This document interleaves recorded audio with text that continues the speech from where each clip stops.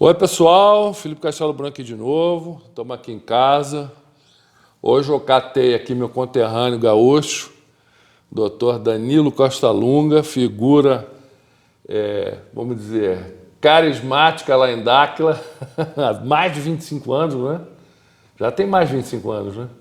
24. 24? 24 anos de Dáquila, advogado, longa experiência lá em Dáquila, já tivemos juntos inúmeras conversações com os nossos parceiros. Vamos aqui bater um papo informal, tranquilo aqui em casa. Eu ajeitei meio improvisado por causa da visita. Estão aqui em Campo Grande, a gente acabou de chegar de Dáquila, né? De uma semana lá treinando com a Di, que é uma associada coreana do Sul. Então, aproveitei para já fazer um videozinho para que o Danilo conte as histórias, inclusive comuns, não é? Comigo, várias delas. Então, vamos lá. Caro Danilo, vamos lá, Chiru. Como você conheceu o Nandi? Como que você começou? Como que foi isso daí? Na verdade, mais do que relato, ou melhor dizendo, mais do que histórias, penso que são relatos e testemunhos, né? Que hoje a gente vai poder aqui trazer para o pessoal, compartilhar com o pessoal, né, de Dáquila, né? Então, são 24 anos, na verdade, eu conheci Dáquila, que naquela época se chamava Projeto Portal. Projeto Portal. Todos nós sabemos, né, os mais antigos, obviamente.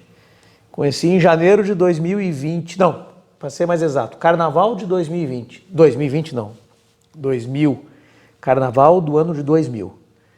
A minha esposa, que todos também conhecem, quem me conhece sabe que eu sou casado, aliás, esse ano de 2024 completamos 34 anos de casados. Caraca. É uma vida, né? Uma então, vida. Quem nos conhece sabe disso, né? Obviamente. E ela já participava um ano antes do Projeto Portal, sem a minha participação. Eu, na época, além de advogado, era professor universitário, ainda sou, mas hoje só em cursos de pós-graduação, eventualmente algum evento. Mas naquela época eu dava aula na graduação e na pós-graduação, então a minha agenda era bem intensa, né? Em 2000, onde eu tive quase 800 mil alunos por semana, dava aula de segunda a sábado. 800 mil não, 800 a 1000 alunos por semana, né? A 1000. Entre graduação e pós-graduação, aula de segunda a sábado, manhã, tarde e noite, né? Percorrendo uma quilometragem bem alta aí no Rio Grande do Sul, eu viajava muito, né? Então a minha agenda era muito pequena, né? Então a Helena participava, que é minha esposa, participava desde 1999, e eu recordo que ela fez um convite para nós passarmos o carnaval no Pantanal, que eu não conhecia. E eu disse, olha, ótimo, né? Vamos. E aí viemos para o carnaval de 2000, para Campo Grande, na verdade, para a sede do Projeto Portal, que é distante da capital do Mato Grosso do Sul, alguns quilômetros. Naquela época a gente veio de ônibus, foi com uma excursão, né, com um grupo de pessoas. Era um ônibus fechado que Era um ônibus fechado, fretado, organizado pelo núcleo que existia, que eu não sabia, obviamente, mas fiquei sabendo depois. E com toda a gauchada, né, os participantes do Projeto Portal do Rio Grande do Sul. Então viemos para o carnaval no Pantanal, e para minha surpresa não era bem o Pantanal, né? Talvez pudesse ser a porta de entrada do Pantanal, aliás é o que dizem, né? Que aquela região ali seria um dos acessos ao Pantanal, mas de Pantanal não tinha nada. A água era em pleno verão, né? Só a chuva, fora isso, embora época de chuva, mas não tinha muita água acumulada, né? Era muito quente, enfim. Naquela época a estrutura também era precária, incipiente, né? Precária, vamos dizer assim, e ficamos acampados em barraca, né? Que era praxe, todo mundo. Que não é um problema para mim, eu curto muito essa questão da natureza, da vida simples, né? Nós somos do Rio Grande do Sul e a vida toda convivendo com o campo, né? Então, as coisas simples do campo são muito próximas de mim e da Helena, então não temos problema nenhum com isso, né? Muito pelo contrário. Hoje em dia, sim, por força da idade, né? Por força das limitações que a idade nos impõe, né? Mas naquele tempo, estou te falando de ter aí 2000, nós estamos falando de 24 anos, tinha 30 anos, né? Alguma coisa assim. Então, viemos para cá, ficamos acampados em barraca e participei das atividades que naquela época faziam, né? Com todos que estavam lá. reuniões, vigílias, né? Entrada no mato para fazer conversações, né? Entre o pessoal que participava, né? Ficar observando os movimentos do céu à noite, né? E durante o dia também. Enfim, participei de todas essas atividades. Basicamente foi assim que o meu início no Projeto Portal se deu. Na viagem de retorno, dessa viagem do Carnaval do ano de 2000, eu conheci a pessoa que era responsável pelo núcleo do Rio Grande do Sul naquela época e ela ficou sabendo que eu era advogado. E aí ela me procura, dentro do ônibus, inclusive, a gente vinha com um grupo muito legal, são pessoas que a gente conhece desde aquela data, alguns não estão mais aqui, mas são pessoas que ficaram amigas, né? Muito próximas de todos nós, é uma grande família, na verdade, né? E ela, sabendo que eu era advogado, veio conversar comigo e me trouxe alguns documentos para analisar, sem nenhum compromisso, assim, nada formal, documentos que dizem respeito ao Projeto Portal, e eu fiz uma análise e, casualmente, o assunto que num deles tratava era de uma disciplina que eu lecionava há bastante tempo. Então, eu dominava o assunto, eu tinha autoridade no assunto e tudo estava na ponta da língua, né? O artigo tal, a lei tal, era tudo muito fácil para mim, porque era matéria que eu lecionava na graduação há mais de 5 anos. Então, na hora que li o documento, percebi que existiam algumas falhas nesse documento.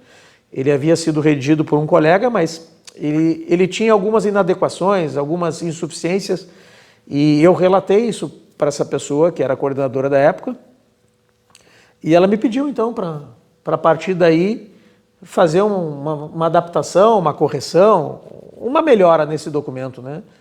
E eu fui contratado. Portanto, eu não participava do Projeto Portal, não era associado, fui apenas um participante daquele evento específico do Carnaval, e aí fui contratado como advogado para fazer a análise desse documento. Então, a minha entrada no Projeto Portal se deu dessa forma, né? Eu fui contratado para trabalhar para eles, né, visando a revisão desse documento. Então, você não tinha, assim, a priori, assim, uma curiosidade sobre esses temas de ufologia, de naves, de coisas? Não, na verdade eu sempre tive, né? O meu pai, que já é falecido, faleceu faz 2 anos, com 82 para 83, 84 anos, ele sempre foi muito curioso e gostava muito disso, e eu fui influenciado por ele, né? Então, desde a minha infância, embora naquele tempo tudo fosse mais difícil, a televisão, tudo era mais escasso, né? Mas fui criado num ambiente em que esses estudos estavam presentes. Não com uma frequência como o direito, por exemplo, na minha vida está, mas eu tinha um contato e tinha um interesse nesse assunto, né? Sempre me despertou. E também, assim, e fazendo um parênteses, né? Eu sempre fui muito aberto para essas coisas, né? Eu sempre tive essa consciência de que o mundo não é só essa realidade concreta que vivemos. Tem que ter algo mais e, inclusive, algo que a gente não consegue enxergar, vivenciar, sentir, né? São coisas imperceptíveis, né? E ainda fazendo um outro parênteses, eu perdi minha mãe muito cedo, né? Eu tinha 19 para 20 anos, portanto, bem antes do Projeto Portal. Foi em 1990, eu tinha 19 para 20 anos, nem era casado com a Helena ainda. E a minha mãe, quando ficou doente, ela era uma pessoa muito nova, ela tinha 41 para 42 anos. Morreu muito cedo, né, portanto. Era uma guria, né? Quando eu passei para os 42, eu percebi que ela era uma guria, porque eu me sentia um guri no sentido de não saber nada da vida, né? De não ter vivido quase nada, né? Ser muito pouco, né? Então, nesse período que a minha mãe ficou doente, que foi um período muito rápido, ela identificou uma doença, um câncer nos ossos, né? E em 2 anos ela morreu. A gente buscou tudo que é alternativa de tratamento, né? Eu estou te falando de 1990, onde tudo era mais difícil, né? Isso. Nós não tínhamos a ciência, a tecnologia que nós temos hoje, né? Então, para tratamento do câncer, era tudo muito tradicional e muito incipiente, como falei. E aí fomos buscar alternativas. A minha família é família de católicos, né? Eu fui batizado, eu fui crismado, né? Fiz primeira comunhão, etc., né? Então, a minha família frequentava a igreja, eu até uma certa idade frequentava a igreja todos os domingos, né? Como é tradicional, né? Sim.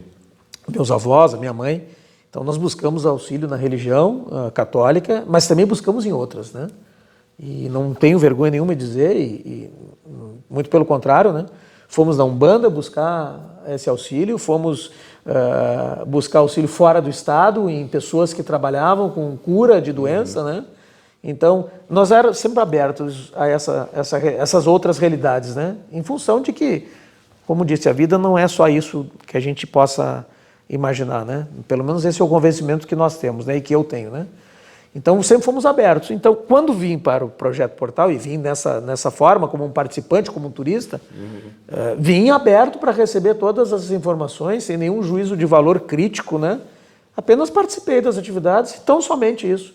Eu não saí de lá com nenhuma posição a respeito de se isso procede, não procede, se é bom, se não é. Eu simplesmente participei de uma atividade e ponto final. E aí fui contratado como advogado para fazer essa análise desse documento, fazer algumas adaptações que fiz. E a partir daí, o meu envolvimento começa a ser maior. Então, para fazer essa análise desse documento, eu muito tive que conversar com o Urandir, que é o presidente, que na época também era o presidente, né? Naquele tempo, acho que nós não tínhamos associação ainda. A associação foi criada depois. Inclusive, eu participei da formação do estatuto da associação. Mas, conversando com ele, tive que conversar várias coisas para poder fazer essas adaptações. E nessas reuniões que tivemos, algumas em Porto Alegre, outras em outros estados, inclusive aqui em Campo Grande. Então, muitas vezes precisava conversar com ele, ou ele precisava conversar comigo, e marcamos reunião fora do estado. E fui a São Paulo, fui ao Rio de Janeiro, fui a Campo Grande, me encontrar com ele. E algumas vezes tive que ir à fazenda para fazer reunião com ele, por incrível que pareça. Fizemos reuniões na fazenda, a sede do Projeto Portal, atualmente Dáquila, né? Então, de algum modo eu comecei a participar, interagir com as coisas que aconteciam nesses encontros. Em algumas reuniões coincidiu com encontros dos associados, com eventos lá na sede de Dáquila. E acabei de um modo indireto, né, e não voluntário nesse sentido, participando dessas atividades. Cheguei a fazer reuniões com ele, no meio do mato, à noite, à madrugada, cheguei a fazer reuniões com o Urandir, na antiga cachoeira, né? Aquela que não se adquiriu, que estava se adquirindo à época e que acabou não sendo nossa, aquela antiga cachoeira milenar, né? Com aquelas correntes enterradas, né? Fizemos reuniões onde o grupo estava tendo uma atividade na cachoeira e eu de fora da cachoeira conversando com ele, assistindo, interagindo com tudo aquilo, né? Que hoje nós sabemos o que é, o que não é, por que não é, né? Mas naquele tempo eu não tinha essa consciência, né? Mas comecei, por osmose, vamos dizer assim, a interagir com tudo isso. Então, isso acabou me chamando a atenção, porque começou a me mostrar algo que eu não conhecia. Então, comecei a interagir com todas essas realidades, e eram realidades, né? Mas que fugiam à minha compreensão naquela época. E isso acabou se aprofundando. Eu comecei a participar cada vez mais em função deste trabalho como advogado, né? E tão somente como advogado, eu não era associado, não tinha nenhum vínculo com naquele tempo com o Projeto Portal, mas em função de fazer essas reuniões com ele, né? Trocarmos ideia, algumas coisas começaram a acontecer, né? E começaram a me chamar a atenção. Minha esposa, por sua vez, já participava dessas atividades. E claro, a esposa é psicóloga. Então... E naquele tempo ainda não era, né? Tá. Ela em 90 ela estava estudando. Não, 90 não, 2000. Né? 2000 ela estava estudando. Então, as coisas começaram a ficar muito próximas, né? Eu e ela conversando sobre as coisas que vivenciamos nisso, né? Trocávamos ideias dessa situação toda e isso acabou gerando um deslumbramento, né? Para todos nós e para mim, né? E cada vez mais eu comecei a participar. E aí passei a participar de atividades em que eu não tinha reunião com o Urandir, né? Eu ia para as atividades para participar junto com ela, acompanhando ela.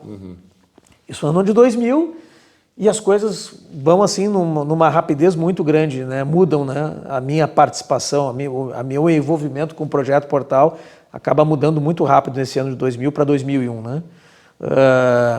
Numa dessas viagens que nós estávamos aqui na sede da Fazenda, enfim, como falei no início, né?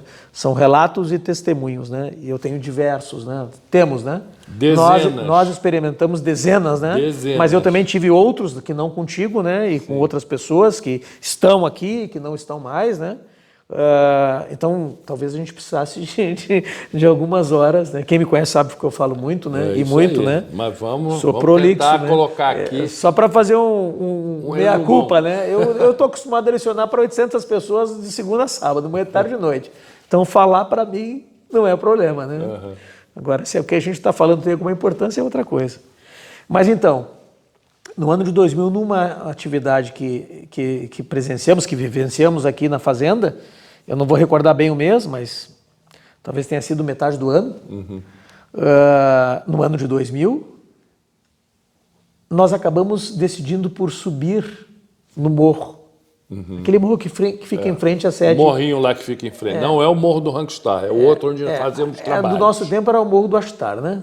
Não, o Morro do Astar da frente, a mesa. Aquele morrinho nunca teve. O Morro do Rangstar? Astar, né? Rangstar é hoje, né? Assim. Então, naquele tempo nós chamávamos... Morro do Astar, vocês chamavam, né? Eu não, porque eu não sabia de nada, né? Se chamava de Morro do Astar. Então, resolvemos subir naquele morro, o gigante na frente, o grande. Opa. Foram 3 horas e meia de subida. Quem estava nos acompanhando era o finado, né? E saudoso Olávio, né? Sim. E junto com algumas outras pessoas, que eu não vou recordar agora, acho que um grupo de 10 ou 12 pessoas, talvez. Não vou lembrar quem eram elas, né? Demoramos 3 horas e meia para subir, inclusive a Helena foi junto. Estacionamos o carro ali na comunidade quilombola, subimos por trás do morro, ele sai lá na outra ponta e fiz uma caminhada bem longa, mas uma experiência fantástica. Helena escorregou numa subida ou numa descida, porque a subida para aquele morro é complexa, né? Tem um determinado trecho na época que a gente precisava escalar, existiam cordas em formas de escada, né, para a gente escalar, mas era uma subida perigosa, né? E ela, em algum momento, eu não me lembro aonde, se foi na subida ou na descida, escorregou e caiu sentada. Nisso tudo bem. Chegando na fazenda no mesmo dia ou no dia seguinte, ela teve um pequeno sangramento. E, obviamente, que nós não sabíamos de absolutamente nada. Pensamos que isso pudesse ter alguma relação com essa queda. E fomos procurar o Urangir, que é a pessoa que todos nós procuramos em qualquer situação de necessidade, né? Naquela época e hoje, né? Sabemos disso, né? Todos, né? Sem exceção. Eu procuro, né? O tempo todo, né? E não tenho problema nenhum de dizer isso, né? O Urangir hoje na minha vida e na nossa vida é mais do que um simples presidente de associação. Nós que sabemos disso, né? E quem me conhece sabe também. Ele tem na nossa vida uma participação muito longe de ser só um presidente, né? Mas enfim. Então, conversando com ele, ele disse: precisa descansar, tu estás grávida. Falando para Helena. Ué, como assim grávida? Quando? E ele disse: tu estás grávida de 1 ou 2 semanas, e eu acho que era uma, e eu acredito que essa uma nós já estávamos lá, portanto é algo que aconteceu lá na fazenda, penso eu, né, porque coincidiu com esse período que nós estávamos lá. E aí ela fez o repouso, mas nenhum de nós acreditando que isso pudesse ser verdade, né, que ela pudesse estar grávida. Voltamos para Porto Alegre, fomos fazer um exame, ela fez, e se confirmou que realmente estava grávida. Bom, a partir daí, talvez esse seja o testemunho mais importante para mim, né, e quem conhece essa história. Extremamente importante isso daí, porque tem todo o laudo médico, né? Respaldando isso daí. Mais do que isso, tem o meu testemunho. Também, né? Então, claro. A gente não está aqui para convencer ninguém, muito pelo contrário, né? Eu sou testemunha disso, viva, né? Por isso que falei relatos e testemunhos, porque realmente foi um testemunho e ninguém precisa me contar para me convencer, claro. eu já estou convencido. Eu estava lá, eu acompanhei, sim, eu sabia tu da e outras história pessoas mais próximas acompanharam, né, e sabem de tudo isso e obviamente que foram testemunhas também. Mas nós, exatamente. No caso de testemunha e parte, né, vamos dizer assim, porque a gente era a pessoa mais interessada e que vivenciou tudo isso. A partir disso, e em função da gravidez, inúmeras experiências nós tivemos e testemunhos tivemos, né? Eu não vou poder contar todos aqui, obviamente, porque seria muito longa a história, né? Mas talvez destacar uma ou outra que tenha alguma certa relevância, né? A Helena estava grávida, ano 2000, em março de 2001 nasce o nosso primeiro filho, que é o Bernardo, e que quem nos conhece há bastante tempo sabe quem é também, hoje com 23 anos, né? Então, essa gravidez foi uma experiência muito, muito forte, né? Eu não tinha nem compreensão disso enquanto vivia aquilo. Vou tentar destacar uma ou outra situação que recordo, são várias, né? Várias, mas uma delas, e talvez tenha sido a mais importante, quem lembra também, quem é daquela época, nós tínhamos um participante que era um argentino casado com uma médica americana. Isso. Eles moravam nos Estados Unidos. Exatamente. E eles possuíam 2 meninas gêmeas. Isso. Que tinham problemas, né? O termo problemas não é correto, não é adequado, né? Deficiência grave. Né? Elas tinham um problema genético, né? Vamos dizer assim, né? Uma deficiência genética, que causou uma deficiência física, uma modificação muito grave, da genética delas. E quem conhece sabe de quem eu estou falando. Sim. E elas viviam um estado praticamente vegetativo, né? Isso. Tinham dificuldade para respirar, para se alimentar, tudo era por sonda, andavam em carrinhos, né? Isso. Carrinho de roda, né? Cadeira de roda. Estiveram até na fazenda. Algumas vezes, né? Isso.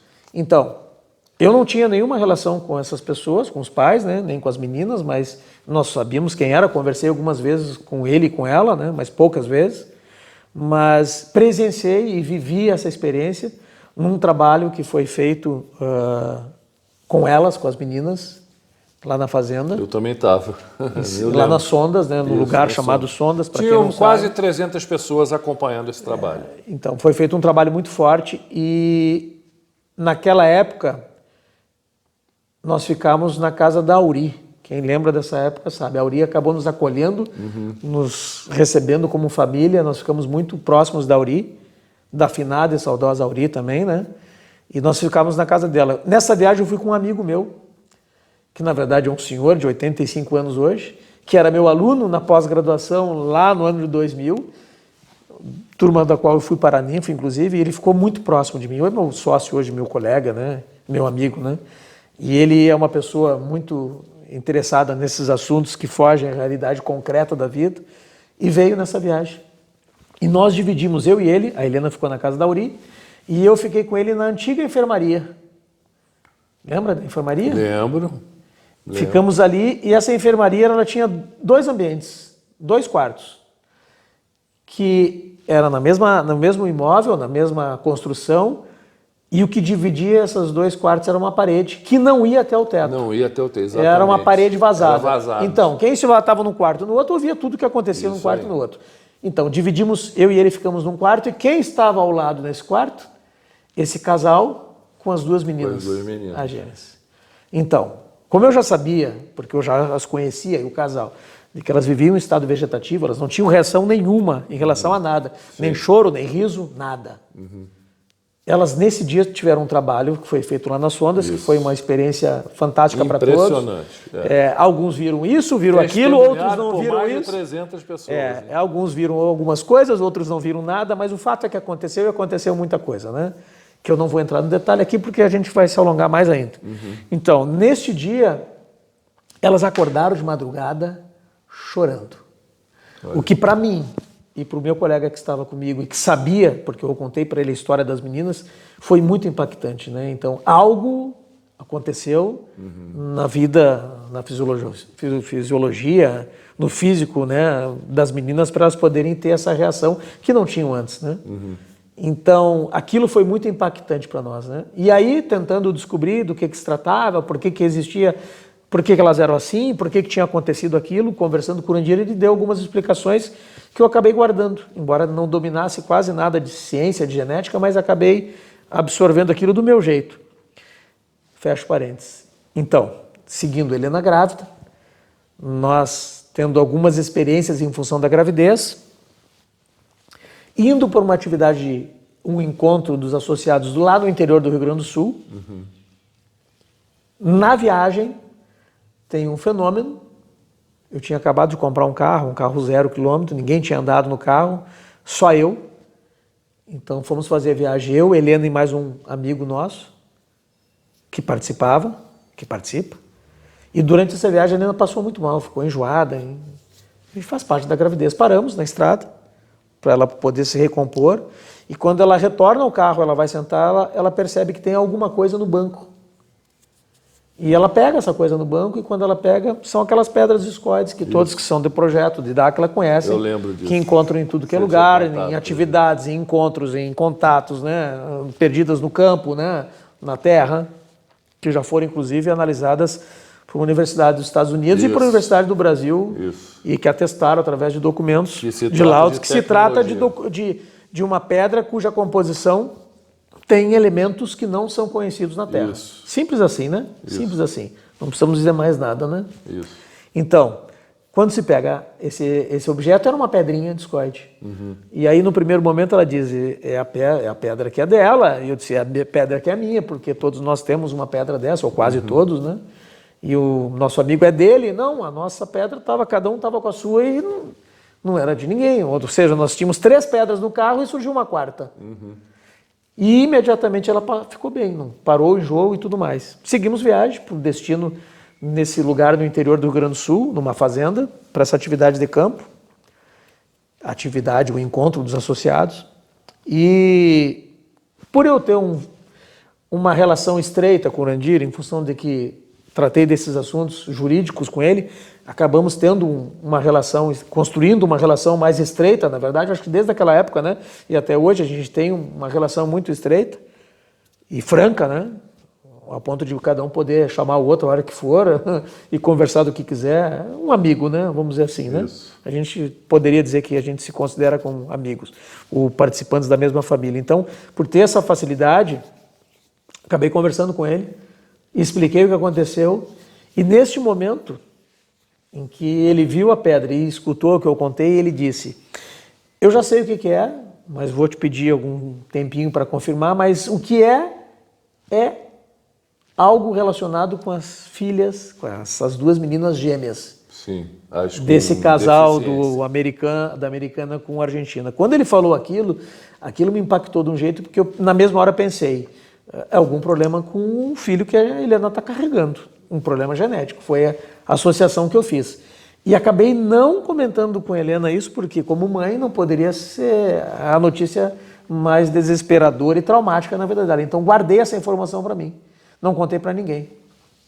Horas depois ele me encontra e confirma que é aquilo. Quando ele me diz isso, eu disse: tá, mas tu está querendo me dizer que então o filho que a Helena está carregando, que o nosso filho vai ter um problema genético? Vai ter alguma situação genética que vai fazer com que ele nasça fora daquele padrão que nós consideramos normal, né? E que nem sei se é o normal, mas é o que nós consideramos hoje, nossa realidade como normal. E ele disse sim. Quando ele disse aquilo, o meu desespero foi maior ainda. Mas aí ele me disse: então,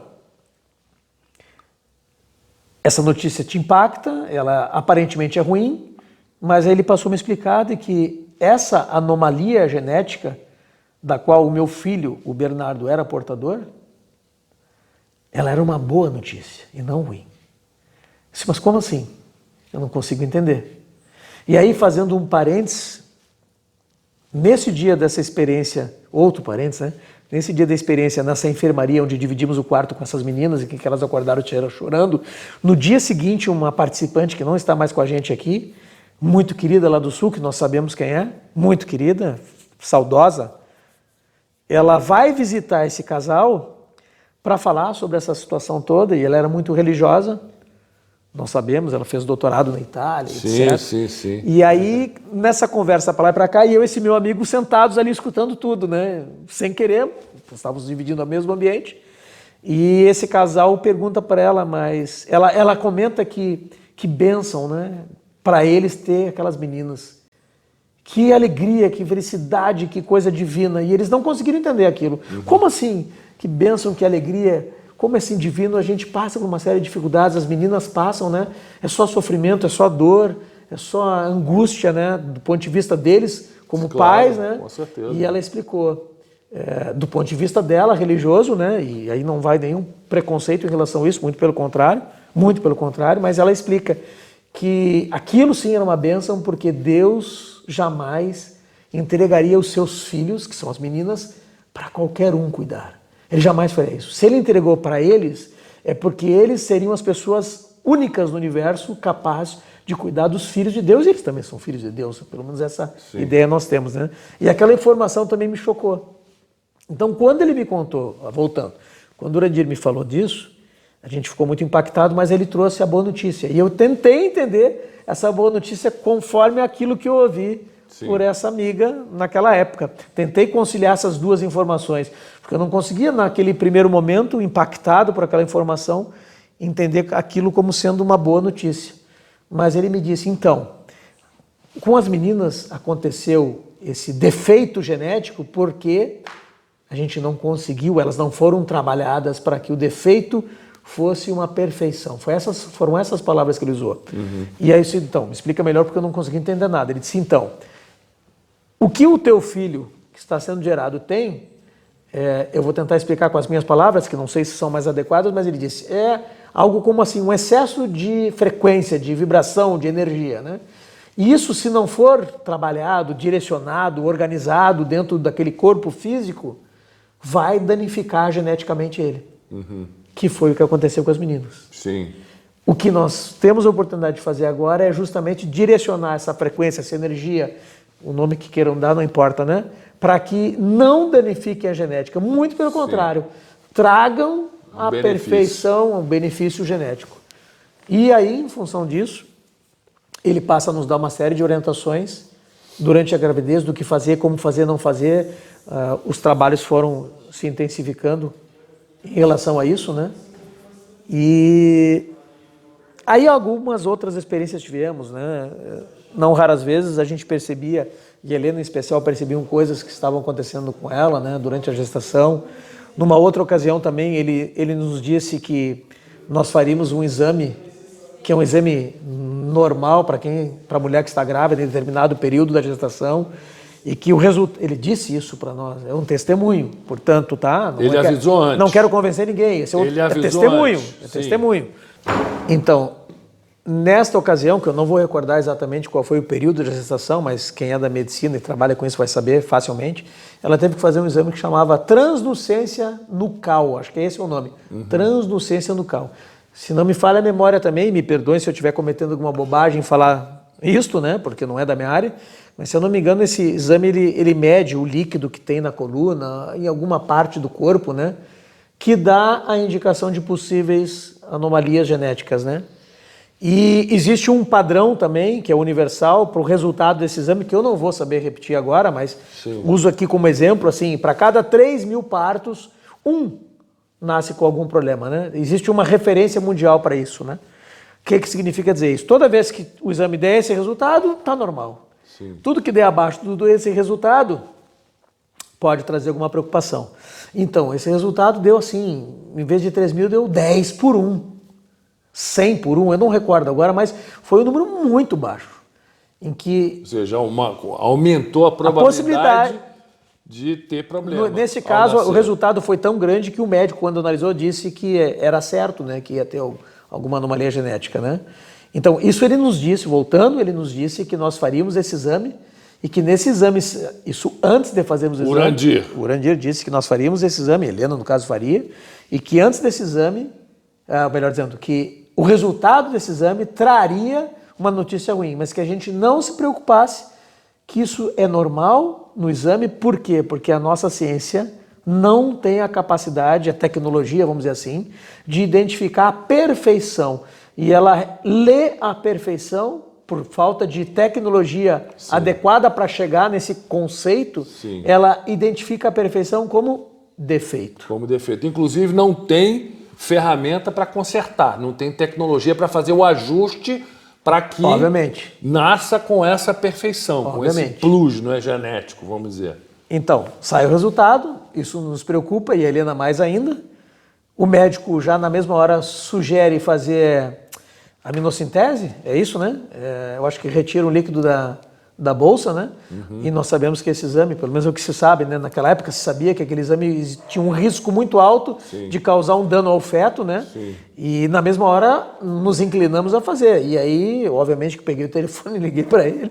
Disse, olha, o resultado saiu como tu disse, mas eu não estou vendo boa notícia. Ele disse, a boa notícia eu já te dei, é aquela, nós vamos trabalhar. Não te preocupa, não faz exame nenhum, não faz. E o médico resistiu porque queria, e nós dissemos que não íamos fazer e não fizemos.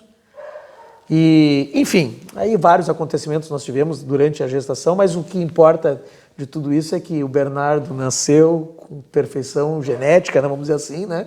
Nenhum problema, né? Graças a Deus, está bem até hoje, né?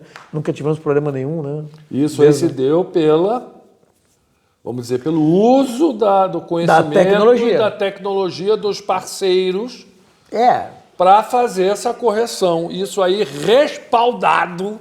Esse testemunho não tem como dar, né? Mas eu tenho o meu convencimento. Aquele negócio. O meu testemunho é que eu ouvi de alguém essa informação. Sim, antes de fazer não, tudo o teste, antes, né? O Urandir contou tudo que estava acontecendo. Disse que estava grávida, disse quantas semanas de gestação, ele disse na época, inclusive, que a gravidez, já naquela época, quando ele identificou que ela estava grávida, de uma semana, ou 2, uma semana, 10 dias, ele já disse que a gravidez era de risco. Então, Tanto é que ela não pôde fazer atividade mais nenhuma e ficou em repouso. Já naquela época identificou. E todas as outras informações que ele deu, ou seja, é um testemunho, né? Eu ouvi dele, eu não ouvi de ninguém. No terceiro, ele contou no meu ouvido isso, né?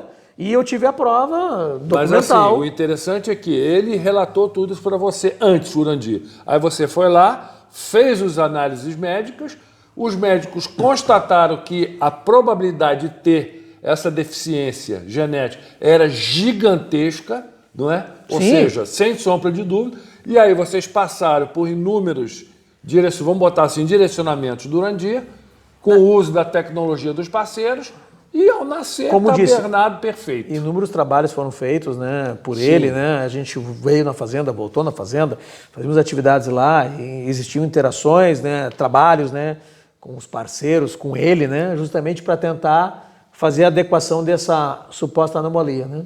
E embora a gente tivesse toda uma dificuldade, não de acreditar, não era essa a questão, né? Era a preocupação realmente do que poderia acontecer se nós não seguíssemos a orientação tradicional. Pensando, nós não deixamos de seguir, né? Em parte, né? Mas algumas coisas nós não fizemos, como a aminocintese, que seria um exame de alto risco, né? E quando ele disse para não fazer, eu disse, tchê, né? A coisa aqui é mais séria, só um pouquinho, peraí, olha o que tu está me dizendo, senão tu vai com confiança, e fui. Isso, como disse, talvez tenha sido a experiência mais importante na minha vida. Já viu nave espacial? Não tem nada igual. Eu acho que não tem nada igual porque é teu filho, né? É teu filho. Tudo isso passa a ter nenhuma importância mais, né? Nenhuma importância, é teu filho. Do que isso. Então, o meu vínculo com o Projeto Portal, o meu vínculo com o Dáquila, o meu vínculo com o Urandir, ele se sobrepõe a qualquer outra coisa, né? Ele vai muito além, ele transmuta tudo isso, né? E ele sabe disso, né? Eu não preciso falar aqui, ele sabe, né? Da nossa gratidão, né? Da nossa devoção, devoção não é a palavra mais adequada, mas do nosso compromisso, né? Do nosso engajamento, né? Com ele, né? Total. Ele, né? Total, depois de uma dessa. E obviamente que depois com tudo que a associação e que Dáquila, o projeto acabou construindo na nossa vida, né? Enfim, né? Isso para nós é uma certeza, né? Nós que acompanhamos, eu acompanhei tudo isso daí. Eu sabia disso tudo. Acompanhei e assim, é uma coisa impressionante isso daí. Inclusive, vamos lembrar, aquela vez o Bernardo já tinha nascido, Danilo e Helena chegam lá em Dáquila, no projeto, na fazenda, com o Bernardo em bebê conforto, ele tinha o quê? 3 meses? Não, ele foi a primeira vez, acho que com uns 2 meses. Tinha uns 2 meses, eu me lembro, ele nenenzinho, que nós fomos, o Urandir me direcionou para levá-los para fazer um trabalho com os parceiros, que ele já recebeu a primeira ativação direta dos parceiros. Ele tinha 2 meses. Eu lembro que ele estava num bebê conforto. 2 para 3, isso. Todo mundo ajudava a carregar, porque era pesado, né? Descemos para o Milharal. Subir, descer, todo mundo ajudava, né? Milharal. Milharal, naquela época, era uma selva. Tinham acabado de abrir vamos dizer, uma estradinha. Acabado de abrir. Você via lá as marcas das máquinas, da patrola abrindo. Fomos lá nós, com o Danilo, com a Helena, o Bernardo e com o pessoal do Rio Grande do Sul também. Tinha mais os alguém amigos, né? O Grandão, estava o Fernando Andreasa, que hoje é o marido da Larissa Kautzmann. Tinha um pessoal conosco. E aí eu tinha recebido as instruções durante o dia, colocamos o Bernardo no bebê conforto num lugar e tínhamos que nos afastar. Eu fiquei um pouco do lado mais pertinho. Tínhamos que nos afastar, a Helena, mas ele neném no meio dessa floresta, não sei o que, de repente começou a tal chuva de pedrinhas, né? Como a gente chamava, a gente teve que criar palavras, né? Obviamente, para descrever, a gente não compreendia. Para a gente chamava de chuva de pedrinha, que né? Parecia não deixa de ser, uma chuva de pedra, mas não tinha pedra nenhuma chovendo, né? A mata mexendo. Às vezes até tem, né? Às vezes até as pedras caem mesmo, mas né? Nessa ocasião nada, porque a gente olhou luzes e tal, e fomos testemunha, primeiro trabalho com o Bernardo. 2 meses. Hoje tem 23 anos, está aqui, inclusive está aqui com a gente. Não, né? E teve experiências fantásticas também, Poxa. Né? Bom, só para dar uma delas, eu não tive essa experiência, né? Ele já apertou na mão. Na mão do Bilu, isso aí. Do famoso ET Bilu. E é o meu filho, né? Nós não estamos falando de um... mas o fulano apertou. Eu tudo bem, acredito, porque confio e tudo, mas eu estou falando do meu filho. E eu estava junto, eu vi, né? Sim. Eu só não participei do ato. Inclusive, eu já gravei uma entrevista com o relato dele. Quem não viu, clica aqui no linkzinho que eu estou colocando, e tem esse relato. Afora todas as... Fora os outros, né? O meu segundo filho, né? Nós sabemos, né? Também tem a história do segundo filho, do meu segundo, que nasceu 3 anos depois, que não estava programado e veio a convite, né? Isso. A pedido, né? Dele, né? Do Bernardo. Para o trabalho que ele... Exatamente. Olha o nível que é o negócio. O negócio é muito... Então... O buraco é mais embaixo, como a gente fala no Rio de Janeiro. Eu já sou velho nesse projeto Portal, né? Aliás, como somos, né? Mas tu é mais que eu, né? Tu começou alguns anos antes de mim, né? Mas eu já sou velho e costumo dizer para todos. E sempre digo isso, né? Importante para poder participar disso, e não sou só eu que digo, né? Tem várias pessoas dizendo aí, hoje nas lives que a gente tem no mundo inteiro, né? Muitas pessoas dizem isso, né? É muito fácil. Isso não vale só para cá, né? Não tem nada a ver com Dáquila, com o Projeto Portal, tem a ver com vida, né? Com posicionamento. Eu aprendi muito até em função da minha profissão isso, né? A gente não pode, eu vou repetir, a gente não pode tomar partido, a gente não pode se posicionar a respeito de qualquer coisa que seja, sem tomar alguns cuidados ou termos algumas coisas antes para poder se posicionar. A primeira delas é a informação, né? É o conhecimento. Autoridade, isso te dá autoridade. Então, esse conhecimento tu adquire de várias formas, né? Não só teórico, mas também prático, vivências, né? Que é o caso aqui, essencialmente vivências. Depois, com o tempo, a gente foi agregando conhecimento teórico, mas basicamente todo o conhecimento que você adquiriu aqui é prático, né? É prático, né? É de vivência, é de experiência de vida, né? Então, não te posiciona. Eu acho um equívoco, né? E aí, para quem conhece um pouco de lógica, é a premissa menor, né? Ela já vem fundada num equívoco, né? Tu conseguir construir uma conclusão sem ter uma base, né? Não tem como, né? Então, não dá para se posicionar a favor ou contra sem antes ter o conhecimento, ter experimentado. Isso é obrigatório. Então, aqui eu falo isso não com o intuito de tentar convencer ninguém. Eu volto a dizer, são relatos e testemunhos, ponto. Eu não estou aqui com uma teoria para convencer ninguém, não é isso. E também não estou nem preocupado, e desculpem a forma de falar, quem me conhece sabe como eu sou do Sul, eu sou... Grosso. Curto e grosso, né? E o pessoal me conhece porque sabe, né? Eu já participei da associação, depois ao longo desse meu envolvimento. Inclusive já foi coordenador, ele e Helena, por 2 vezes, né? Por 2 mandatos, então o pessoal sabe, né? Num período bem delicado, né? Da coordenação, de muitas mudanças, né? Então eu tinha uma forma que não agrada as pessoas, porque quem não conhece o Danilo acha que a minha forma de falar, que é grosseira, né? De certo modo, ela é direta, tem um sotaque carregado, eu falo alto, eu falo muito, né? Então assusta as pessoas às vezes que estão acostumadas com outro tipo de linguagem ou de forma de falar. Mas não é com intenção de ofender, de trazer problema para ninguém, muito pelo contrário, mas é importante, né, as pessoas vivenciarem isso, né? E depois tirar as conclusões e a gente teve experiências com centenas de pessoas que entraram e saíram, pessoas que entraram e ficaram até hoje, como é o nosso caso, e não há problema nenhum nisso, né? Não há problema nenhum de entrar e sair, sair e voltar, né? Isso faz parte, né? Eu acho que da evolução, do processo, né, das pessoas, de entendimento, né? Eu muito tempo fiquei sem entender as coisas, né? E tem coisas que até hoje eu não entendo, né? Nós tivemos uma experiência essa semana agora, né? Em função desse trabalho o trabalho não é nosso, é da Jean, né? Da coreana. Da coreana, né? É dela, Sul, mas por tabela. E quantas vezes nós já tivemos trabalhos assim, né? Com pessoas... Lembro, e aqui fazendo outro parênteses, né? Do cientista americano, aquele renomado cientista, especializado em genética, considerado... ele não entra numa mão o número de pessoas que tem o nível de conhecimento e autoridade top do mundo. Dele no mundo. Top, né? do mundo. Quem sabe de quem eu estou falando sabe quem é, né? E nós vivenciamos trabalhos dele, né? Que não eram nossos, né? Junto com ele fizemos trabalho. Tudo para ele, mas nós assistindo de camarote. Em 2003 ele passou praticamente o ano inteiro vindo todos os meses fazer ano todo, isso mesmo. Os trabalhos. Eu acompanhava em todos os trabalhos. Danilo acompanhou em vários trabalhos juntos. Nós servimos de base, né, para o trabalho. Sustentação, né? Sustentação para ele. E eu vou aqui ressaltar 2 que estávamos presentes. Um em cima do morro.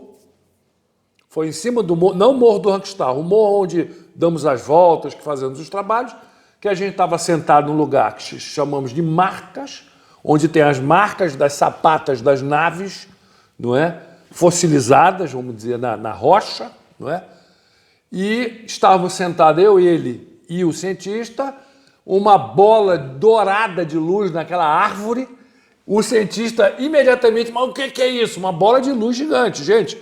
Era, poxa, a árvore tinha 2,5 metros, 3, quando não era árvorezinho, era grande. Mas não era tão grande assim, era algo que ficava muito próximo da gente. Muito não estava próximo, longe. Não estava, era do lado. Ela estava 2, 3 metros, 5 metros da gente. 2, 3 metros. Eu já sabia a codificação, era sinal de contato, levantamos. Eu, obviamente, não sabia de nada, né? Ele não sabia, mas eu já tinha sido instruído pelo Urandir. Só para testemunhar. Isso, para saber o que ia estar acontecendo. A gente começou um ensaio para conversação com uma raça de seres que pertencem às 49 raças, chamada de Betamix. Esses seres, eles têm de 2,40 metros a 3 metros até 12 metros. Tá? Então, a gente já sabia disso, com bastante medo. A gente se borrando, vamos falar a verdade, porque a gente não tinha... Gente, isso é 2003, hein? A gente nunca tinha tido uma experiência assim com esse tipo de ser, né? Grande, imponente. Na verdade, não. Foi a primeira vez, foi com ele. Ele teve e nós por camarote, por tabela. Camarote, por tabela. Assistimos tudo. E esse ser caminhou na nossa frente, parecia um elefante andando, né? Bum, bum, bum, bum. A gente se borrando de medo.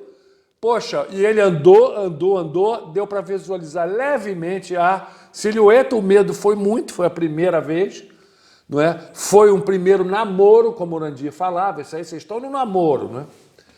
E, posteriormente, alguns meses depois, a gente foi direcionado para um trabalho no Milharal, e voltamos a pé. Estava o Danilo, eu, o cientista americano e o Kazumi, o famoso Kazumi, muitos conhecem, que também das antigaças de Dáquila, do Projeto Portal, mora inclusive na nossa sede, é o cara que pilota a mesa de som lá nas nossas atividades no auditório, na nossa sede. Estávamos lá e, de novo, uma sonoplastia absurda. Na época, a codificação era a tal da chuva de pedras. Uma chuva de pedras começou a cair na frente, eu também já estava mais ou menos instruído pelo Urandir de como proceder. A coisa era para o cientista americano e eu falei, siga a chuva de pedras. E as pedras iam chovendo, caía. A sonoplastia não tinha pedra nenhuma, porque a gente viu depois. Chovendo as pedras, ele ia andando na direção da chuva, ela mudava de direção, foi guiando ele para dentro. Para dentro do mato. Do mato. Nós na estrada acompanhando tudo. Nós na estrada, ficamos na estrada acompanhando tudo. Nessa começou a sonoplastia mais forte, característica das aparições, das manifestações da raça Betamix. Que é o quê? O quê? É como se fosse, gente, derruba árvore, derruba pedra caindo, gigante. Imagina um monstro derrubando tudo, quebrando pedra. A sonoplastia ela é essa. É como árvores estivessem caindo, né? Ele derrubasse árvores, mas né? não rocha, é árvorezinha, né? Não, como se fosse assim. Não é um galho, né? Parecia um dinossauro andando, né? Quebrando tudo. Né? A gente apavorado, gente, com o coração na garganta. Eu falei, gente, tá aí o Betamix. E a gente, ai meu Deus. E eu querendo confirmar, naquela época não tínhamos a conversação física, verbal, cara a cara que temos hoje. Essa era a codificação, né? As pedras, as sonoplastias. Luzes, né? Luzes. Não, eu não tinha certeza que era um Betamix. Podia ser um Tote, podia ser um Laquin, que é a raça do Bilu. A gente ainda estava no início, né, vamos dizer, da interação sem Urandir conosco, porque estavam sozinhos, só nós. E eu comecei a falar, quem que está aí? São os Laquins? Silêncio total. São os Totes? Silêncio total. Eu me lembro... eu falei. É até engraçado. Eu falei. Antes de eu falar Betamix, eu disse, não pergunta se é Betamix. Ele virou Macanudo. Não pergunta, Macanudo. Não pergunta. Eu falei, eu vou perguntar. É o Betamix? Blá, blá, blá, blá, pedra para todo lado. Gente, foi um desespero. A única pessoa tranquila, como se nada tivesse acontecendo, casume lá, tranquilão.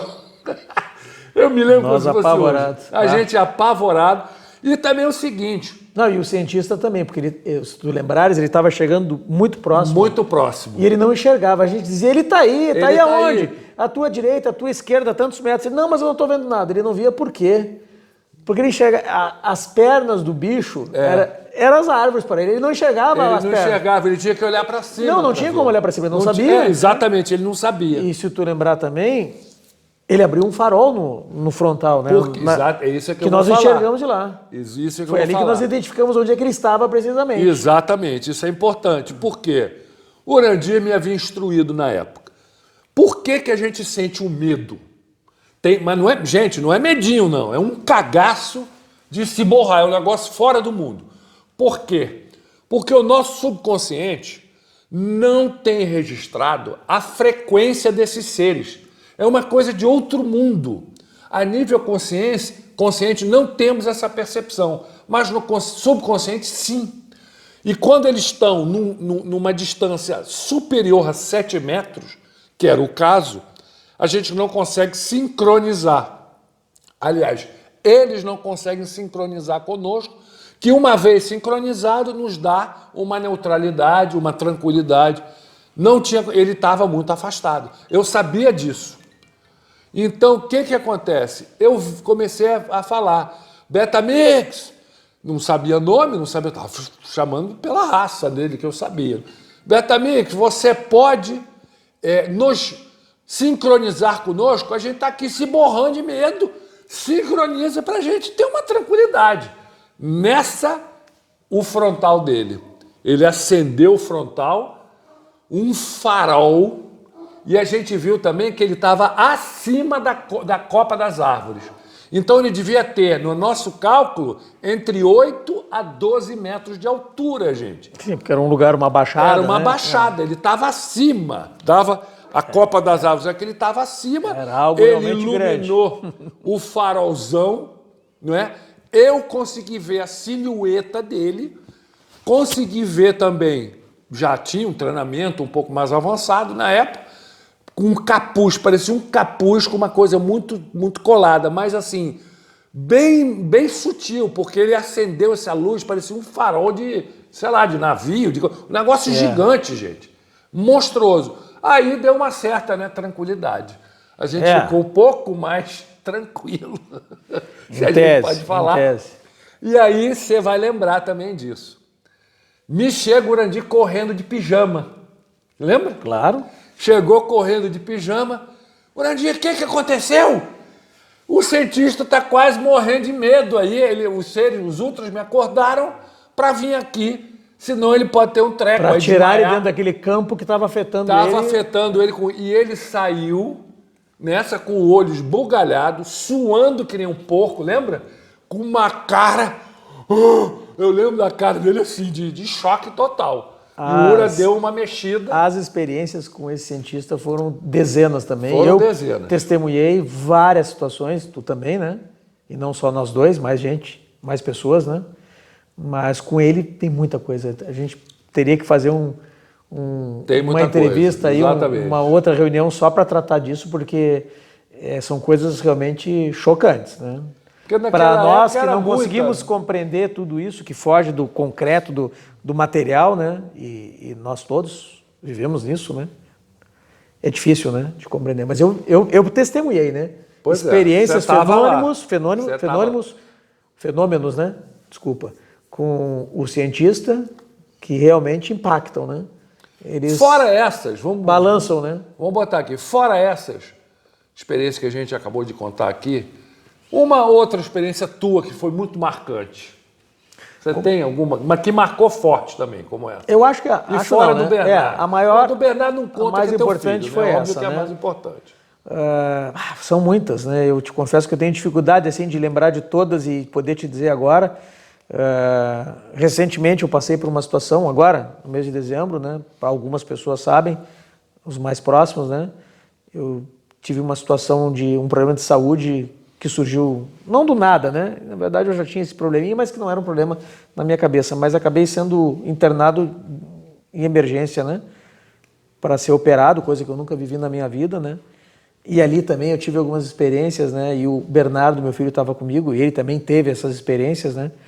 Então, cara, tem muita coisa, tem muita coisa. Mas com os parceiros na fazenda, ou em Minas de Camaquã, que é um dos pontos de trabalho nosso no Rio Grande do Sul. É muita coisa. Ali na fazenda, nós vivenciamos, eu e tu, e mais algumas pessoas.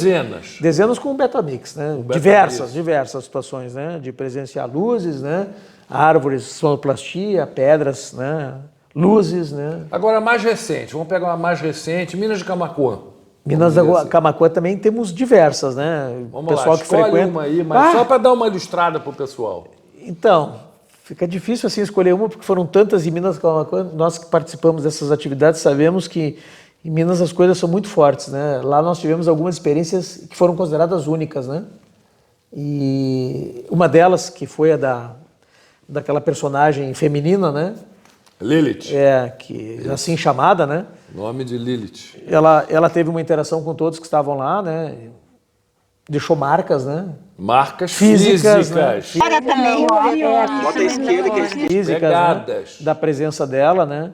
Todos assistiram que estavam lá. Claro que alguns enxergam de um jeito, outros enxergam de outro. Isso não tem a ver com acreditar, não acreditar, com fé. Tem a ver com frequência, o desenvolvimento, né? Frequência. Né? Está na sintonia para poder identificar, enxergar mais coisas, né? Tivemos outros acontecimentos que aconteceram lá, né? Diversos, né? Mas o da chama do fogo, aquele, como é que é o nome? Da sarça ardente. Sarça ardente, né? Isso. Que também foi testemunhado, plasma, né? Testemunhado na frente do CTG ali. Centenas de pessoas. Todo mundo presenciando. Né? Um monte de gente.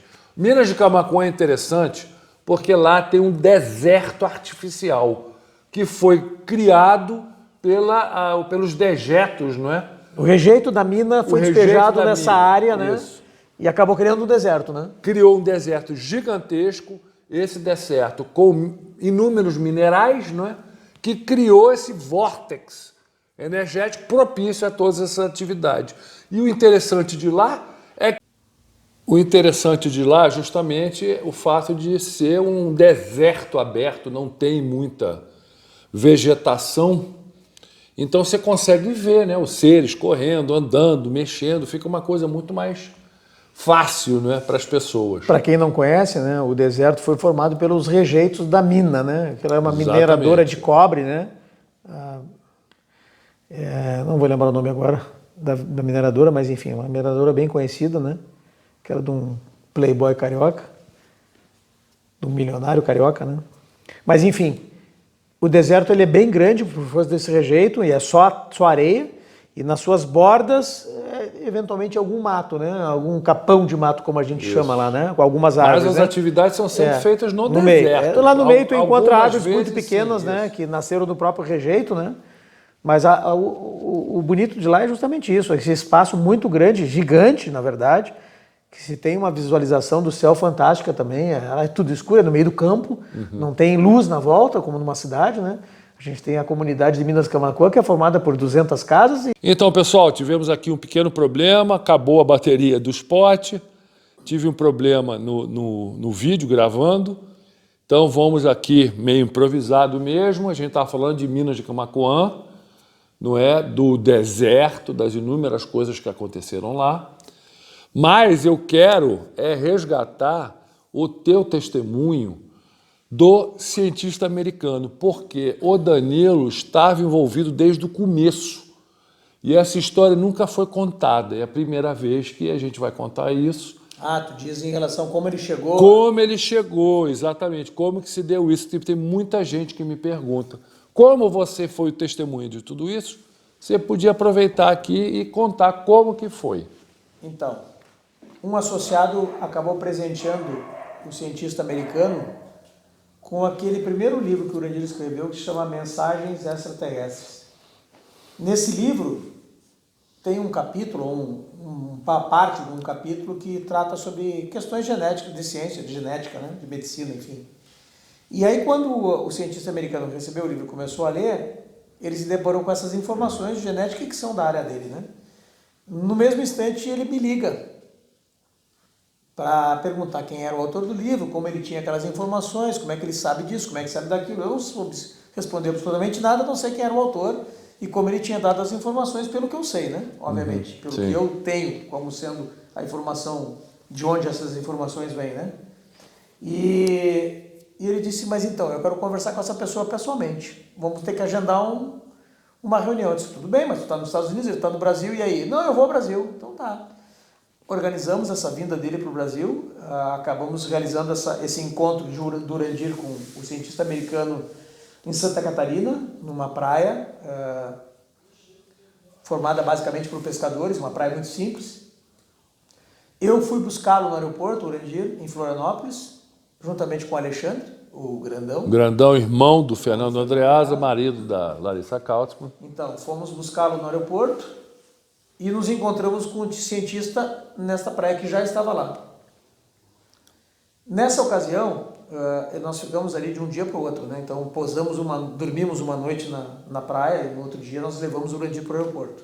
Nessa ocasião, a primeira coisa que se fez foi colocar os dois frente a frente e nós fomos para um restaurante de beira de praia, o piso era de areia, uma coisa bem simples, tudo de madeira, muito rústico, de pescadores.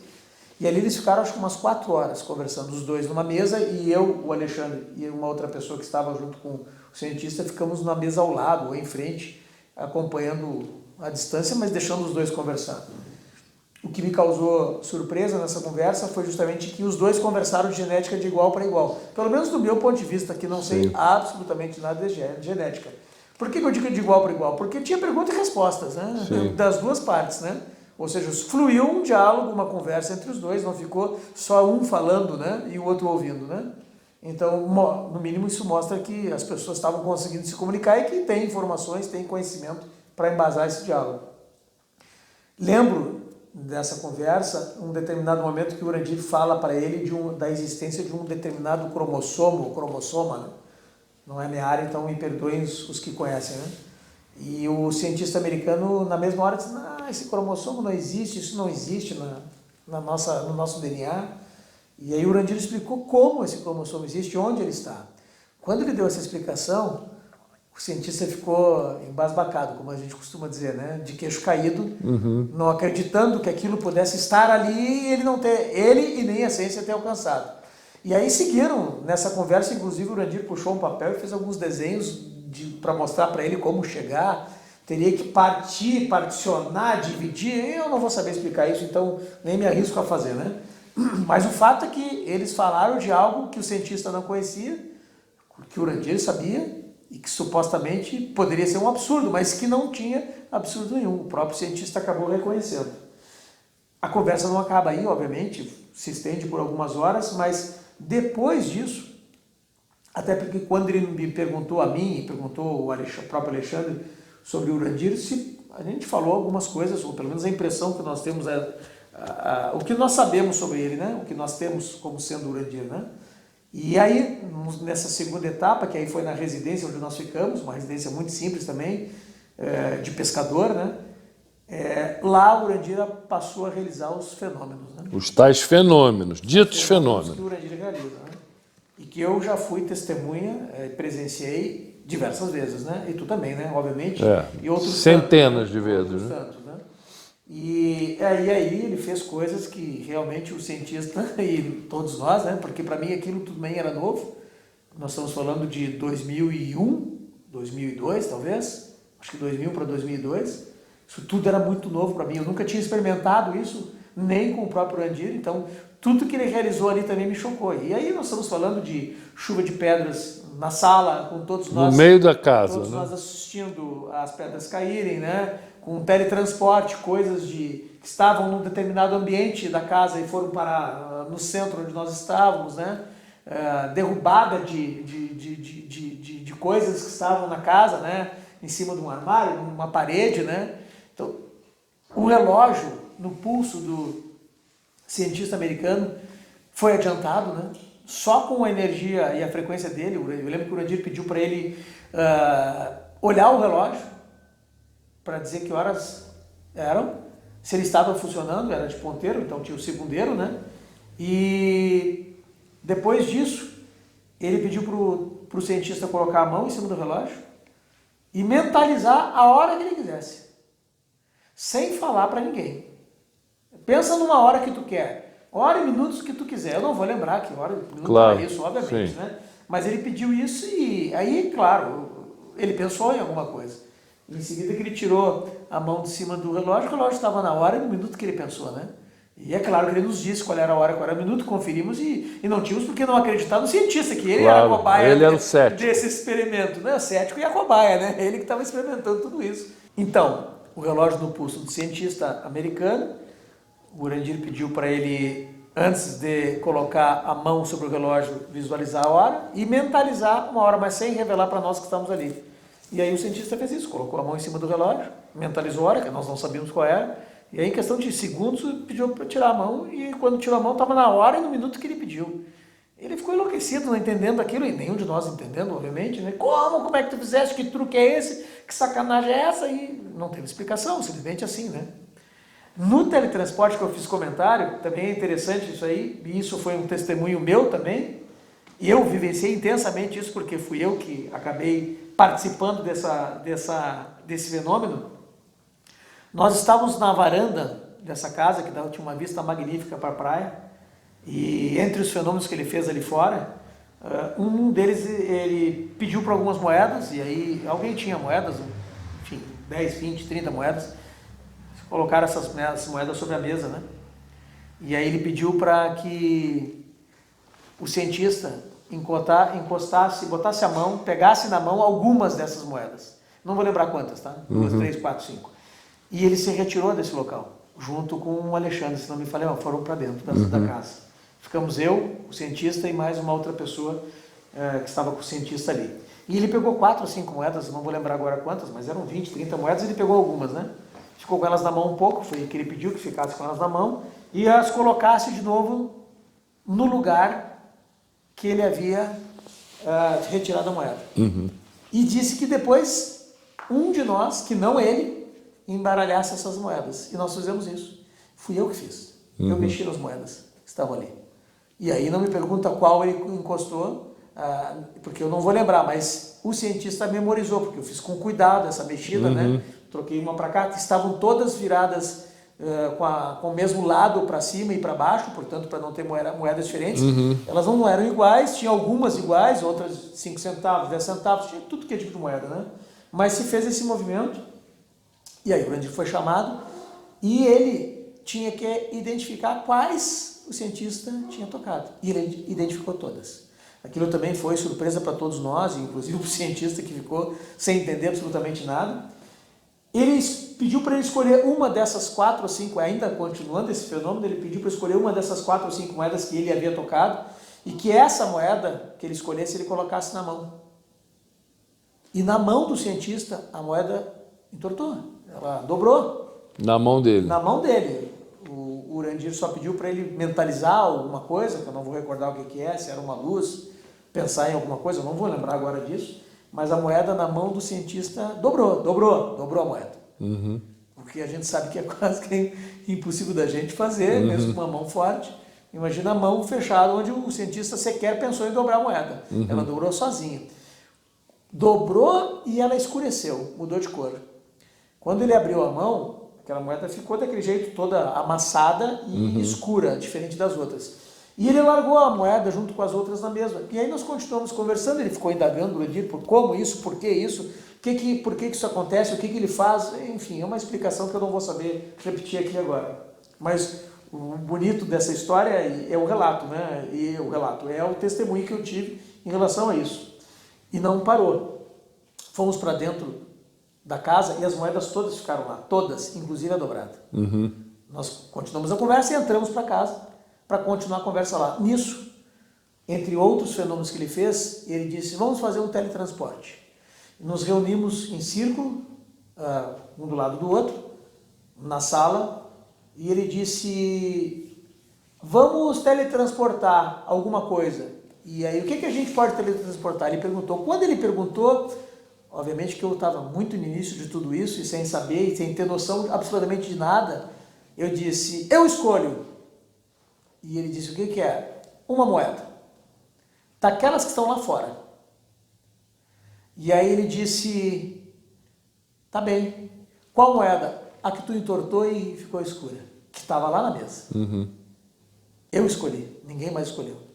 E ele disse, tá bem, então tá, vamos fazer o teletransporte dessa moeda. E aí, de novo, ele deu um comando, que eu não vou recordar o que era, se é para imaginar a moeda caindo, se era uma luz, eu não vou lembrar disso, né? Mas a moeda caiu no meio da gente, no círculo. Quando ela caiu, eu disse, ninguém pega a moeda. E eu pulei na moeda, talvez eu fosse até mais cético do que o próprio cientista americano nesse ponto, né? Meu mundo era... a realidade da vida para mim é que está no papel, né? Até aquele presente momento, né? Se não está no papel, não existe. Quando a moeda caiu, eu pulei na frente de todos, peguei a moeda e botei na mão. E não abri a mão, nem visualizei o que era. E disse, ninguém sai daqui, eu vou buscar a moeda lá fora. Eu fui, e a moeda, e eu fui com a mão fechada. Mais uma vez, esse é um relato meu, um testemunho meu. Acreditem se quiser. Isso um pouco importa, né? Para mim importa muito, porque claro. eu vivi, né? Eu corri lá para fora, cheguei lá, a moeda dobrada não estava. Só que eu não tinha visto ainda aquilo que eu tinha na mão. Porque eu fiz questão, né? E aí vai o advogado, prova, testemunha, resolvi voltar para abrir a mão na frente deles. E disse, olha, eu acabei de fazer isso. Eu peguei, vocês viram eu pegar a moeda do chão? Viram? Eu fui lá fora para buscar a moeda dobrada, que eu sabia onde ela estava. Porque eu fui dos últimos a sair e eu guardei onde ela estava. E ela não está lá. Mas eu não abri a mão, tá? Então, vou abrir agora. Quando eu abri, a moeda estava na minha mão, a dobrada e a queimada que estava lá fora. Então, eu, um cientista americano, pode ter duvidado e com toda razão, como os outros. Eu tenho a convicção absoluta de que essa moeda estava lá fora. Não é convicção, é certeza, né? É uma verdade para mim. Essa moeda estava lá fora e ela caiu na sala e ela desapareceu lá de fora. Ponto. Simples assim. É um fato. Agora, qual a importância disso? O que isso significou? Bem, como foi feito? Foi mostrar para o cientista que a coisa era real, né? E ele não tinha porque também não acreditava, porque eu estava ali claro. do lado dele, né? Eu também, naquela época, eu era mais pro cientista do que pro Urandir. Fora o conhecimento, né, que o Urandir demonstrou falando de genética com ele no mesmo patamar, que inclusive eu fui testemunha meses depois, ano de repente, quando ele vinha aqui fazer os treinamentos, já para o finalzinho, eu fui testemunha na casa do Urandir de uma conversa entre os dois, que eu também fiquei estarrecido. Eu tinha conhecimentos básicos de genética, não entendi bolhufas, e no final da reunião, quando a gente saiu, eu e o cientista americano, ele virou para mim e falou, quem que é esse cara? O cientista? O cientista. Não, isso ele falou para mim lá. Ele falou, quem que é esse cara? Tem 3 pessoas no mundo que falam nesse nível comigo. De onde ele tirou esse convite? Ele saiu estarrecido. Para mim, isso não me causou nenhuma espanto, porque era uma coisa que fugia do meu conhecimento. Então, eu não tinha condições de mensurar a importância dessa fala dele, né? Mas hoje eu entendo, né? Eu compreendo. Mas ainda sobre ele... ainda sobre ele, mas não vou falar agora. Me lembrei de uma outra situação de Minas Camaquã, que foi o fechamento que nós fizemos agora. Mas e a coisa da casa dele?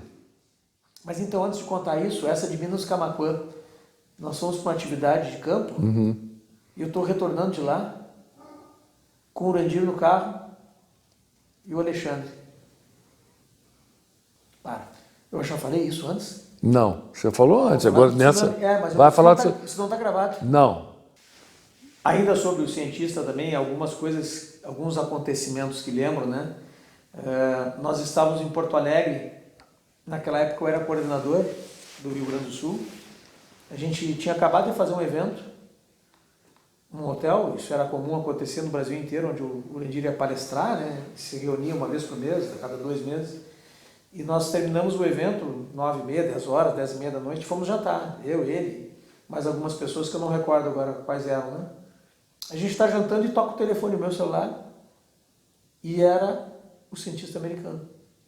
Preciso falar urgente com o Urandir, assim, assado. Estou aqui com o Alexandre junto, o Urandir estava lá com ele nos Estados Unidos, eles tinham uma relação estreita.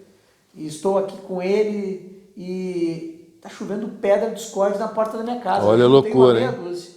E eu preciso falar com ele urgente. Eu disse que tu teve sorte, eu estou com ele aqui na minha frente. E passei o telefone para o Urandir. E aí o Urandir começou a explicar o que significava, e eu estava ali ouvindo, obviamente, né? E aí o Urandir disse, então, isso é um trabalho que está acontecendo e que vai continuar. E aí descreveu, tu conhece um lugar assim, assim, assado, com morro, com lago, com mato, isso assim? E ele deve ter respondido que sim, do outro lado, e depois ele acabou me confirmando, porque eu pedi o telefone de volta para ter essa confirmação também. E aí ele descreveu esse local e disse, vocês vão para lá, porque lá vai continuar. vocês vão ter contato com uma nave, assim, assim, assado, e mais algumas informações que eu não recordo.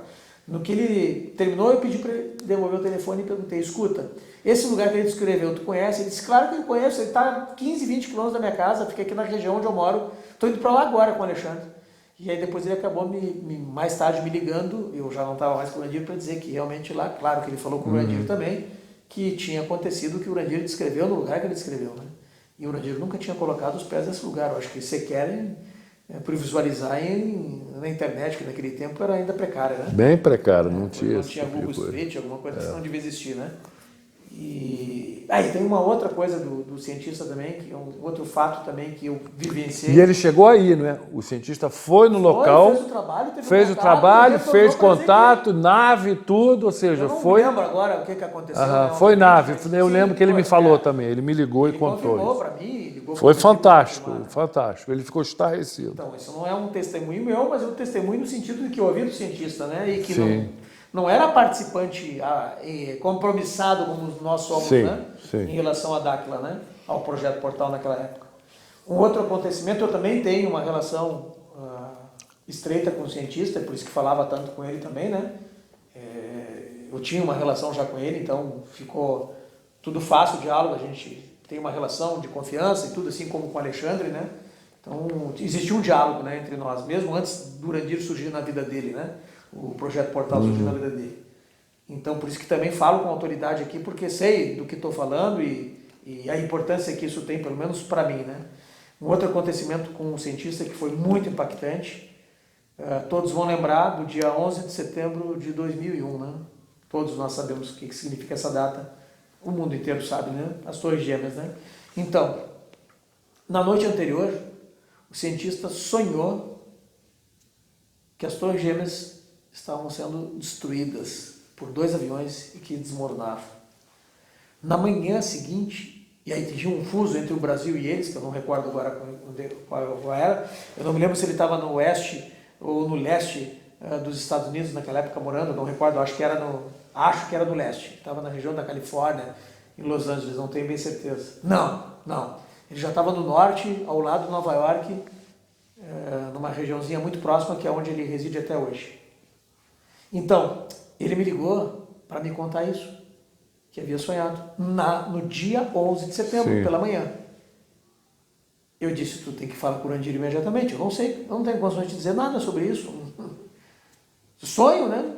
E ele ligou para o Urandir, conversou com o Urandir, e ele cancelou o evento que ele tinha, aonde? Não é em Nova York, nas Torres Gêmeas. Ele ia dar uma palestra nas Torres Gêmeas no dia 11 de setembro. Ele estava, eu acho que de carro, 1 hora ou 2 dali, e ele cancelou, ele não foi depois da conversa que teve com o Urandir. Agora, o que eles conversaram? Provavelmente o Urandir disse, não, foi alguma informação, alguma orientação, não vai, aborta, tem algum problema para ti? E sim, claro, se eu for eu morro. E ele acabou cancelando e não foi. E isso era horas depois, ele acabou assistindo em casa, né, a queda das Torres Gêmeas. Então, isso eu ouvi da boca dele, né? Ninguém além dele me contou isso, né? Foi o próprio cientista que me ligou para me contar. E não teria por que ele inventar isso, né? Para proteger, para beneficiar a nossa instituição, né? Porque ele sequer tinha compromisso naquela época com isso, né?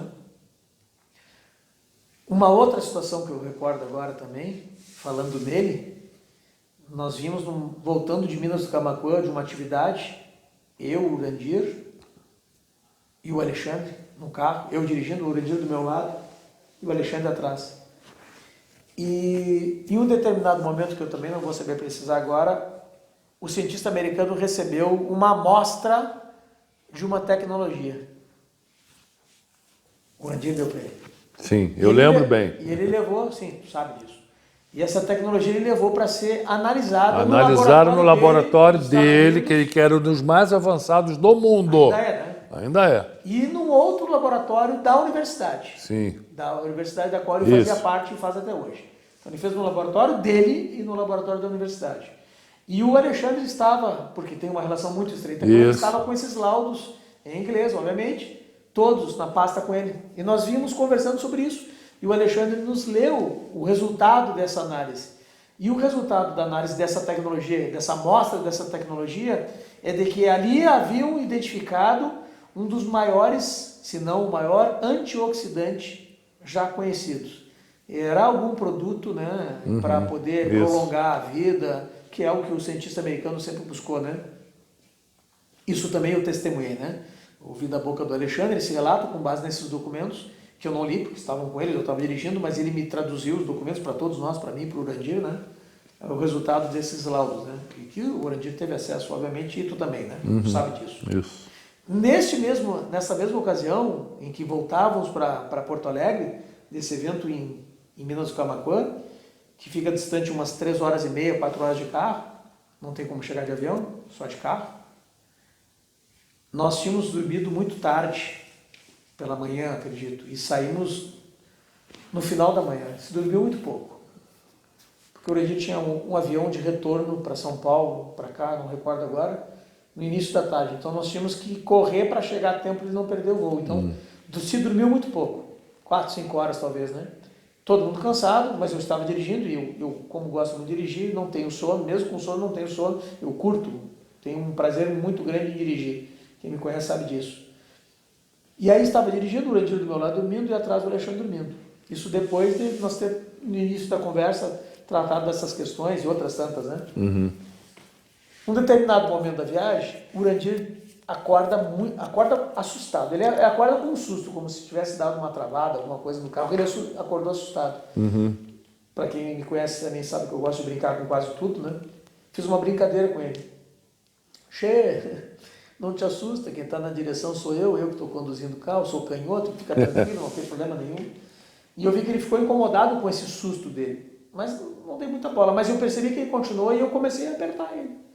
O que aconteceu? O que aconteceu? Por que está assustado? O que tu lembrou? O que aconteceu? O que está acontecendo? Está preocupado com o quê? E ele não dizia. Eu comecei a apertar. E o Alexandre, não recordo se acordou, não vou lembrar disso, porque a conversa era com o Urandir, né? E aí continuei perguntando, até que ele disse, então, recebi uma informação. E aí eu brinquei de novo. Informação de quem, ô animal? Soltamos nós 3 aqui, vocês estavam dormindo, o único acordado era eu e não conversei contigo, tu vai receber informação de quem? E ele disse, você está de brincadeira, de quem? De quem? Tu sabe, né? E aí, tá, mas que informação é essa? E aí também, com uma certa resistência, ele acabou revelando, e todos vão lembrar disso. O ano foi 2004 que essa viagem aconteceu, tá? 2004. Ele disse, então, a informação que eu recebi é que em menos, mais um testemunho, tá? Eu ouvi da boca do Urandir. Ninguém me contou. Ele me contou. Ponto. Simples assim, fato. Então, disse ele, em menos de 30 dias, mais de 200 mil pessoas vão ser varridas da Terra. Vai existir um terremoto que vai gerar uma onda e vai atingir a Indonésia. Se não me falha a memória, Tailândia, Indonésia, mas acho que é Indonésia. Não vou lembrar agora, mas isso é só entrar no Google, botar tsunami de 2004, isso. Indonésia, vai aparecer Indonésia. na hora. Pegou tudo, Indonésia, Índia, Sri Lanka, então, mais Tailândia. de 200 mil pessoas vão morrer em função desse tsunami. E aí no início eu fiquei meio assim, não entendendo muito daquela informação, como chegou a ele e tudo, né? Porque é tudo muito difícil, né? A gente compreender, ter a consciência dessas realidades, né? É muito difícil, né? Para mim mais ainda, porque, volto a dizer, vivo no mundo concreto, né? O que está no papel existe, o que não está no papel não existe, ponto. Então é muito difícil, mas aí conversando com ele, ele me explicou como é que tinha recebido a informação, e eu disse, tá, mas então vamos levar adiante isso, vamos tentar salvar esse povo. E ele ainda disse, mas quer que eu faça o quê? Que eu vá para a televisão aqui no Brasil falar isso? Quem vai ouvir? Quem vai acreditar? Que importância eu vou dar para isso? E eu disse, tá, mas alguma coisa tem que estar. Tu quer que eu vá para um tabelionato fazer uma escritura, como esse povo todo faz aí, para dizer que tal data vai acontecer? E o que vai adiantar? Eu não vou salvar ninguém com isso. E ainda depois vão dizer que eu falsifiquei a escritura, que o tabelião falsificou e resumindo a história, não se pôde fazer nada. E ele ficou muito chateado com isso, né? Eu, naquele momento, confesso que ouvi e ficou nisso. Para minha surpresa, em menos de 30 dias aconteceu. E aí o impacto foi maior do que a informação do que eu ouvi dele, tu entende? Claro. Porque aí eu já havia contado aqui antes, né, das experiências que tive, né, que foram as mais importantes em função do meu filho, né?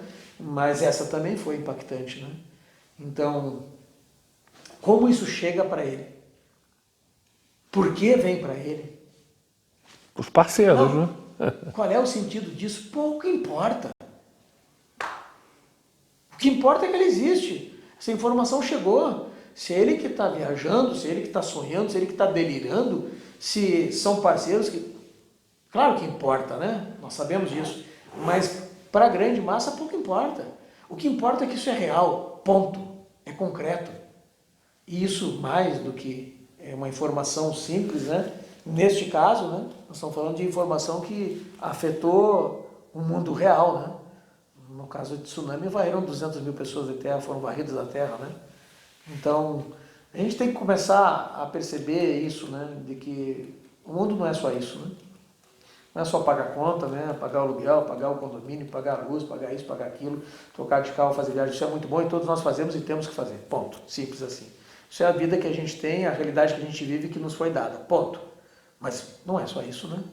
Existem outras coisas e a gente tem que estar atento. Outras tantas, né? Que não só essa, né? Nós não podemos dizer que também a outra realidade é só essa. Não! Existem outras tantas. E as pessoas têm que saber disso e têm que, de algum modo, elas precisam adquirir pelo menos um espaço, né? Se desarmar, né? Possibilitar que essas realidades comecem a chegar para elas, para depois fazer a escolha de cada um, né? A minha vai ser essa, a tua vai ser aquela e pronto, e seguir o caminho que tem que seguir. Simples assim, né? Sem preconceito, sem prejulgar as pessoas, né? Sem ofender, sem ameaçar, sem criticar. Eu havia dito, acredito, em determinado momento que no nosso sistema, e aí falando dentro da minha área, né? O Brasil tem uma regra constitucional de liberdade de expressão, né? De pensamento, de associação. As pessoas podem se reunir para falar sobre o que quiserem e ninguém vai poder dizer que está errado isso. Podem falar e podem pensar o que quiser. Isso acontece no nosso mundo hoje. Nós sabemos disso. Basta a gente parar e prestar atenção em tudo que está acontecendo. As pessoas têm essa liberdade e têm porque a lei garante, porque a Constituição garante. E porque tem que ser assim no mundo inteiro, né? Em alguns países nós não temos isso, né? No país Brasil existe. Mas existe um limite. Não pode ofender, não pode ameaçar, não pode caluniar, injuriar, difamar. Não pode. Não pode matar, não pode roubar. Enfim, se fizer isso, tem consequências. Na nossa sociedade tem, aqui no Brasil tem. E elas estão aí. Então é isso que a gente não pode permitir. Falar o que quiser, pensar o que quiser, críticas podem existir a todo tempo e são saudáveis, né? Embora a gente não goste de ouvir crítica, ninguém gosta de ouvir crítica, né? Mas seja ela destrutiva ou construtiva, né? Eu nem faço essa diferenciação. Crítica, né? Ninguém gosta de ouvir, mas elas existem e não há problema nenhum. Só tu não pode passar da crítica, né? Não pode ofender, não pode ameaçar. Com certeza, isso, né? Não pode acontecer. E nós estamos preparados para receber essas críticas, todos nós recebemos, né? Eu não defendo essas teses porque eu não sou a autoridade no assunto, né? Para sustentar essas teses da existência e inexistência de ser assim ou ser assado. Não tenho essa autoridade. Eu não sou o cientista dessa área. Eu não sou um pesquisador dessa área. Eu sou da área jurídica. Ponto. Mas eu, como da área jurídica, entendo que tu pode sustentar a tese que tu quiser, e nós temos diversas, né? Que foram inclusive objeto de pesquisa da nossa associação e que são objeto de crítica e sem problema nenhum, assim como todos nós vivenciamos, eu vivo isso todo dia, né? Sustento uma tese que é criticada pela parte contrária e que recebe um não num terceiro que é do Poder Judiciário, né? Dizendo que a outra está certa ou que nenhum dos dois está certo e que ele que está certo. Isso faz parte e a gente convive e tem que obedecer e tem que respeitar esse posicionamento. É isso que a gente precisa para ter uma democracia, né? O Estado de Direito, né? Se me permitam falar nesses termos, né? Para viver em paz, né? Uma sociedade harmônica, né? Mesmo com divergência, a divergência faz parte, né? Tá aí homem e mulher, positivo e negativo, e aí branco e preto, e aí nós vamos longe, né?